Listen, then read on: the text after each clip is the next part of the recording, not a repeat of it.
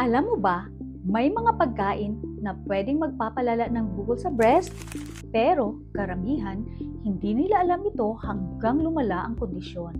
Sa experience ko bilang natural healing consultant for more than 10 years, marami na akong nakasama na may malalang bukol sa breast. Kadalasan, sinusubukan nila ang iba't ibang paraan pero bumabalik pa rin o lumalala.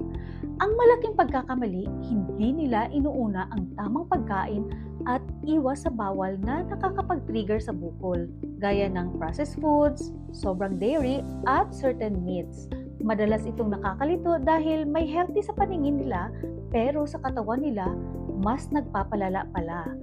Pero sa tamang kombinasyon ng healthy diet at natural food supplements, nakikita ng marami kong clients ang paggaan ng pakiramdam, mas kontrolado ang kondisyon at mas confident sa sarili nilang body care. Kung gusto mong matutunan anong mga pagkain ang dapat iwasan para sa malalang bukol sa breast, comment, stop bukol, or DM me ngayon.